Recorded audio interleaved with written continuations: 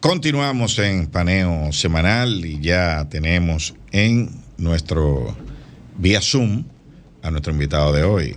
Vamos a hacer la presentación en español. Un plato fuerte. Vamos a hacer la presentación en español, pero él la va a entender porque él entiende un poquito de español. Tenemos un plato fuerte. Tenemos a John Chatterton en línea, vía Zoom. John Chatterton es un explorador subacuático de fama mundial. Fue conductor por varias temporadas de una de las series más importantes que se transmitió en The History Channel. Es Underwater Detectives. Sí. Deep Sea Detectives. Deep Sea Detectives. Los detectives del mar profundo. Exacto. John Chatterton tuvo la oportunidad de trabajar en de los naufragios más importantes del mundo, ¿no? Entre ellos el Titanic, al cual descendió en submarino varias veces, el Andrea Doria, el Lusitania, y nos va a compartir su experiencia para los televidentes de Paneo Semanal. John, are you there? Yes, I am, Lalo. Thank you for the very nice introduction. Turn on your camera, please. Oh. We see you in the dark. Okay. Yeah, now we see you. Great. How are you? Thank you for the very nice introduction. Good to have you here. It's an honor for us. Oh, thank you. That's very nice. Muchas gracias. Es muy amable. Okay, John. The mechanics is very simple. We're gonna pose you the question, and then you answer. Wait for the translation, and then we continue. Is that all right? Perfect. Perfecto. Okay, John. Basically, we're gonna start from the beginning, which with the most interest subject, which is the Titanic.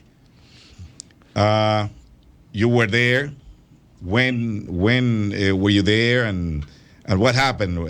Describe, please, the environment that is in that wreckage.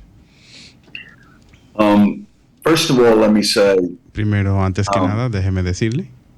I want to extend my sincerest sympathies to the families of the 5 men who lost their lives. Quiero extenderle mis condolencias a los familiares de las 5 personas que perdieron su vida en este evento del Titanic. I don't know that there's much that any of us can say right now, and certainly they're going to be trying to put together what happened and come to grips with the grief of their loss. And no creo que haya mucho que podamos decir en este momento, y entiendo que estamos tratando de entender o tomar los fragmentos para entender de qué fue lo que realmente sucedió. And certainly this story is going to evolve.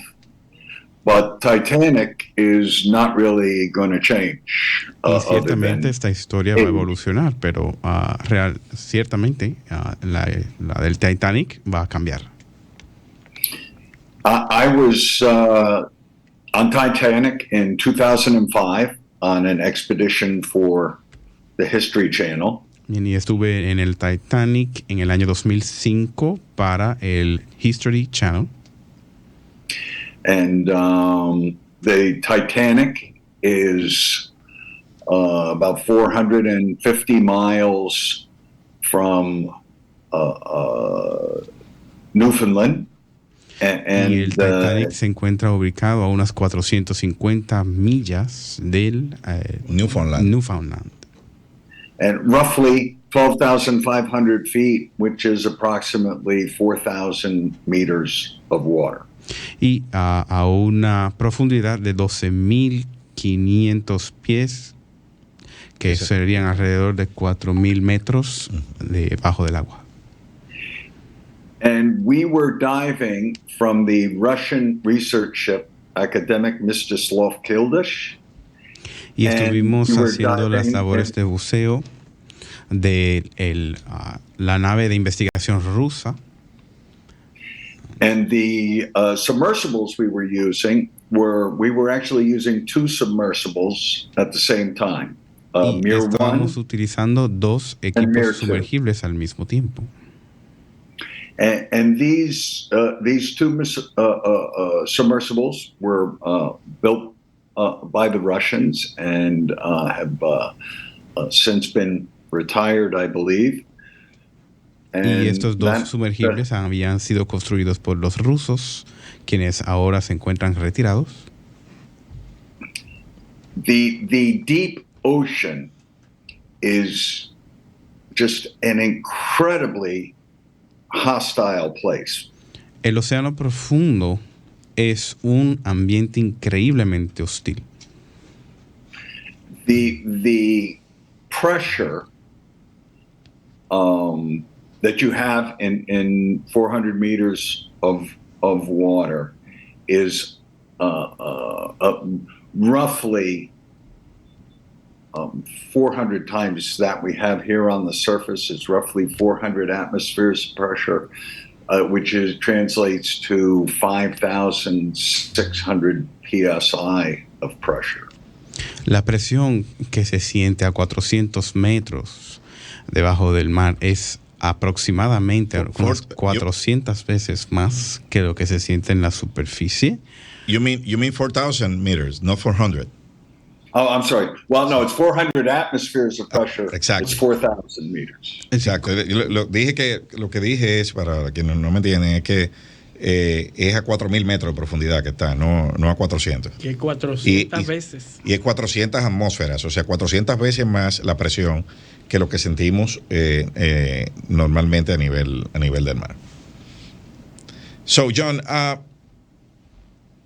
what were the technical specs of the submersibles that you used for the mission, and what were the differences between the Titan, which was the one that has the problem, and the ones that you used in your mission? Le pregunto al señor Chatterton, ¿cuáles son las diferencias entre los dos tipos de sumergibles, lo que ellos usaron y el que se siniestró recientemente? The Mir submersibles were essentially a 6-foot diameter, 2-meter diameter sphere that was put inside a larger shell which housed all of the functioning equipment such as power and propulsion and sensors and that sort of thing. Bien, los dos sumergibles Mir que estábamos utilizando eran básicamente dos esferas de alrededor de 6 metros de diámetros, las cuales se encontraban dentro de una coraza que al mismo tiempo albergaba todo lo que sería los equipos de electricidad, de energía y pues todo lo requerido para llevar a cabo la operación. So inside the 6-foot diameter sphere, we kept all of our monitoring equipment. Obviously, there's a lot of sophisticated monitoring that you want to do to maintain life support, communications, power, propulsion, and all that. So really, it is a lot of technology being managed from that 6-foot sphere.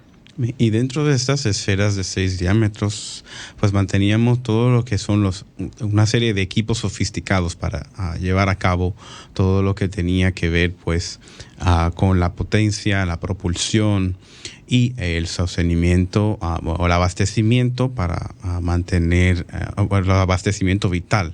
Así que era mucha tecnología sofisticada que se estaba manejando dentro de estas esferas.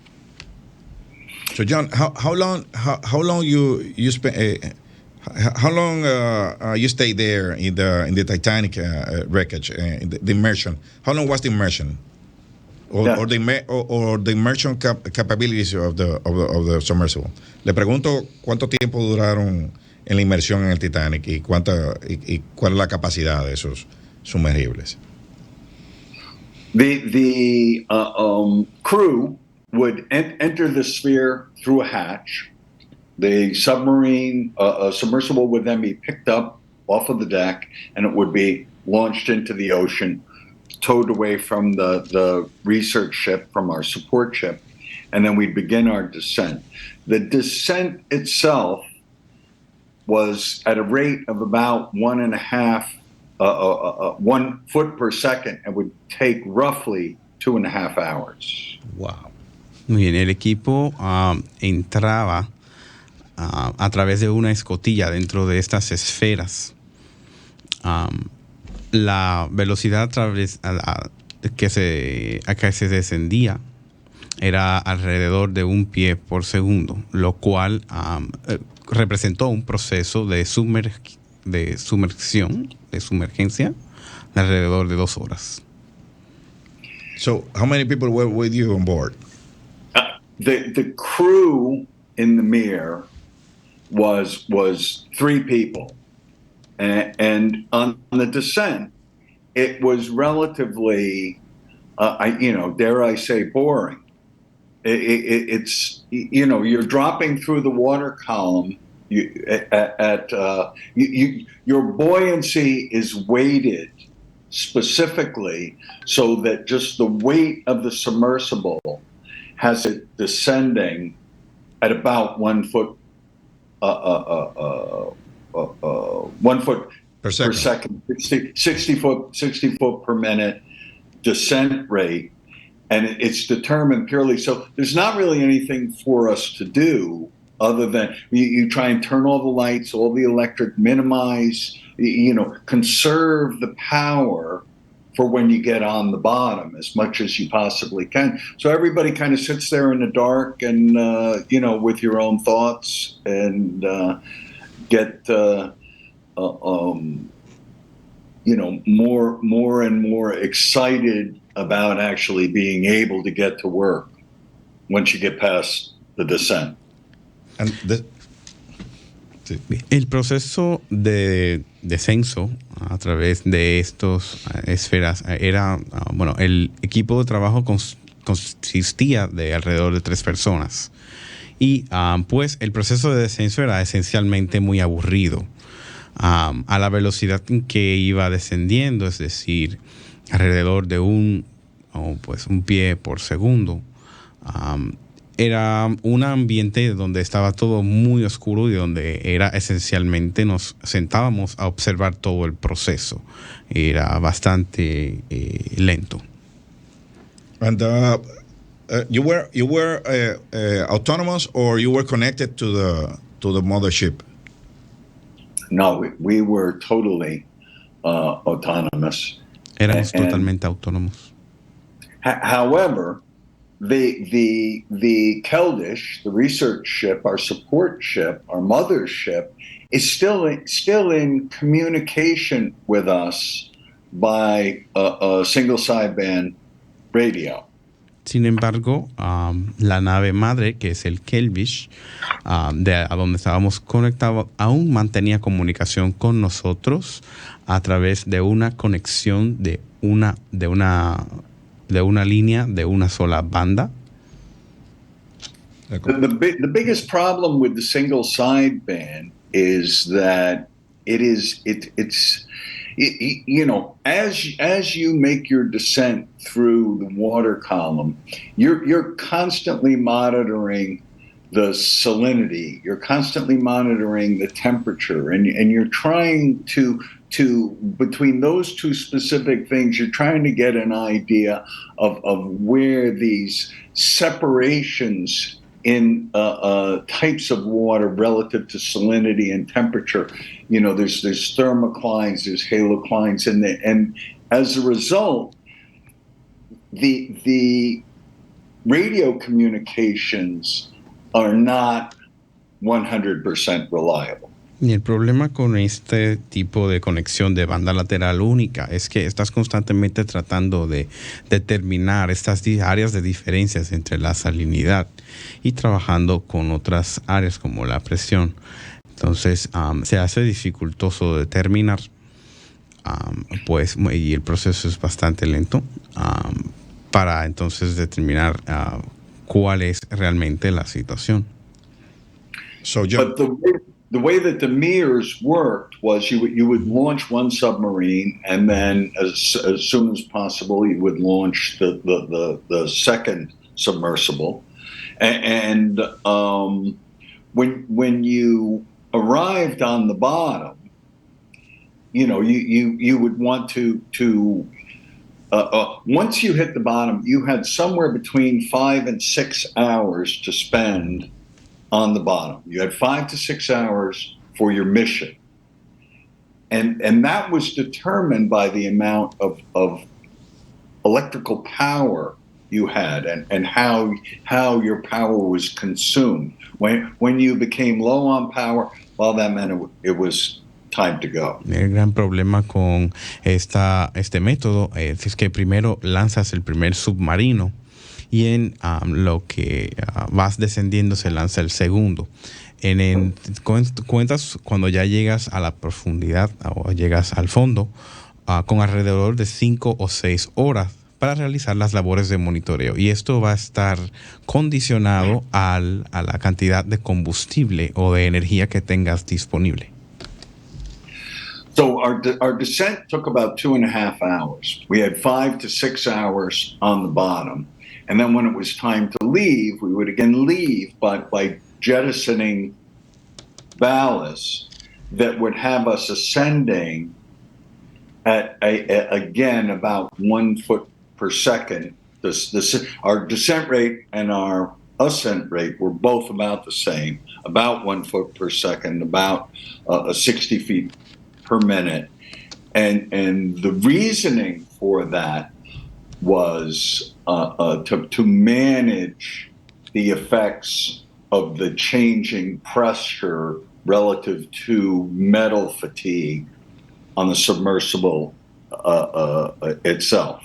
Bien, entonces, resumiendo, el tiempo de descenso que nos tomó llegar al fondo fue alrededor de 2 horas. Luego teníamos 5 a 6 horas de labores en el fondo, y luego para volver a la superficie, entonces utilizamos las fuerzas del balance del desecho a la misma velocidad con que descendimos, es decir, 1 pie por segundo o alrededor de 60 pies por minuto.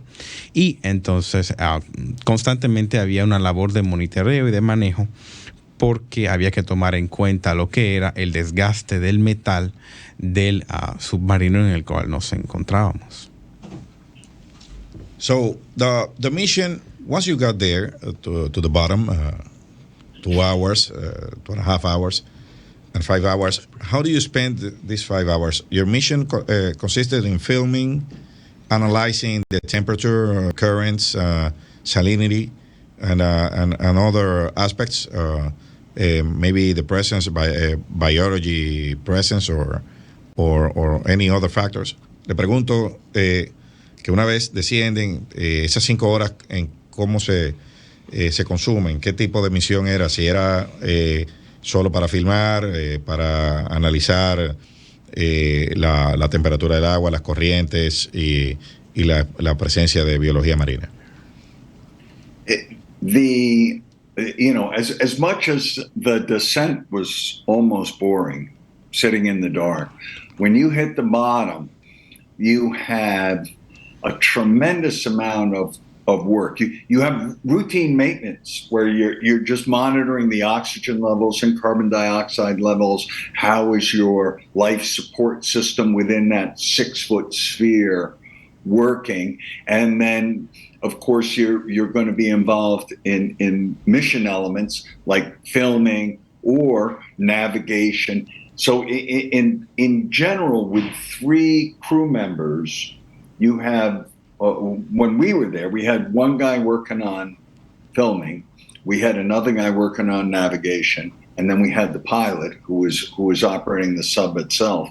But you know, there's a lot of things that you're paying attention to, not the least of which is what you're there to see, the wreck, Titanic. Y luego entonces, si iniciamos contando de que el descenso fue bastante aburrido, un largo tiempo en la oscuridad. Cuando llegas al fondo tienes una tremenda cantidad de labores que realizar. Una parte importante fueron las labores de mantenimiento, pues es básicamente medir la cantidad de oxígeno y nitrógeno o el balance que tienes disponible. Luego tienes el mantenimiento, la supervisión del mantenimiento vital y de los recursos vitales que tienes disponibles. Y luego están otras labores como es, por ejemplo, grabar a través de video y el pilotaje. Entonces, cuando divides todas estas labores entre apenas 3 miembros del equipo, entonces, tienes muy poco tiempo para admirar lo que realmente fuiste a ver, que es los desechos que están en el fondo del que es el Titanic. Yes. No, I was John. I was looking at reporters and specialists talking about the Titan, the special submersible that went that went to the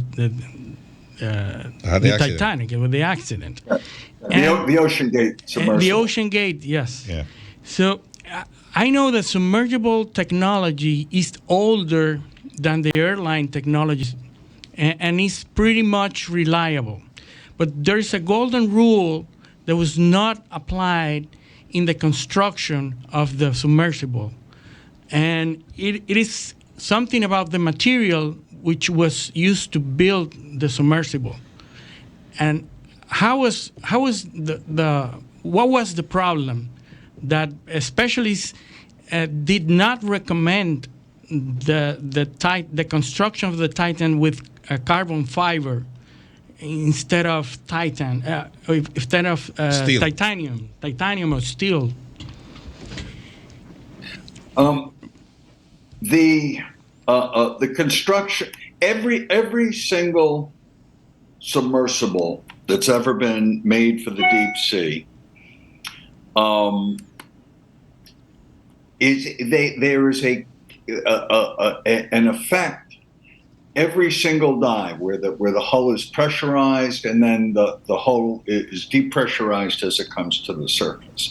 And these cycles of pressurization create something called metal fatigue. And metal fatigue is as the submersible ages and makes more and more dives, the structural strength of the metal is not as great as it once was. And at some point, the submersible has to be retired. It's not safe to dive it anymore.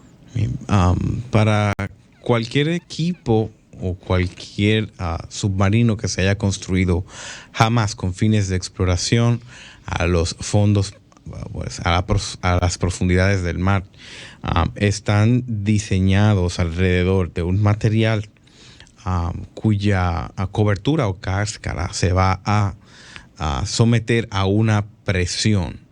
Y esta labor constante de presurización y despresurización genera un efecto llamado la fatiga del metal. Y al verse expuesto constantemente a estos procesos, pues eventualmente en algún punto estos equipos submarinos tienen que retirarse, es decir, ya agotan su ciclo vital. So you have engineers that can calculate the fatigue based on whether the hull's made of titanium or it's made of stainless steel or whatever the components are, and then they can also test that. The problem with the carbon fiber hull, certainly as I see it, is there's not been adequate testing for metal fatigue. I realize the carbon fiber is not a metal, but it's the same concept. How many dives is it going to be until the carbon fiber hull is weakened to the point where it's not safe to dive it again? It's material fatigue in that case, not metal. Yes, it's material fatigue in the case of carbon fiber. El tema aquí es que los ingenieros pueden calcular perfectamente en base al material con el cual está construido o los materiales con los que elementos materiales con los que están construidos estas coberturas de los submarinos, ya sea titanio o ya sea acero inoxidable o cualquiera que sea el material. ¿Cuál es la fatiga del metal? E incluso elaboran lo que son pruebas a dichos materiales. Sin embargo, el problema con las coberturas de fibra de carbón, de la manera en que yo lo veo, es que sí debe de haber una determinación de lo que es la fatiga en sí, porque es la misma constante. Sin embargo, el problema estaría en determinar, pues, cuántas veces puede sumergirse este submarino para saber cuándo ya ha agotado su ciclo de fatiga de material. The pressurized compartment where the crew resides on the Titan was pill-shaped. In other words, it wasn't a sphere like the Mir. It was much larger, and it was pill-shaped, rounded either end. Basically, a pipe with, not to oversimplify, but a pipe with two round ends. Muy bien. En el caso del Titán, la escotilla del interior donde se encontraba la tripulación tenía la forma de una píldora, es decir, arrondada en los extremos. No era como las esferas donde estaba pues de manera esférica, y por lo tanto había mucho más espacio. Era, a mi modo de verlo, como una suerte de tubo, y es decir, como tenía forma de píldora. John, we have to go to commercials now. We have to make a small pause. Well, we're going to continue with the subject until we return.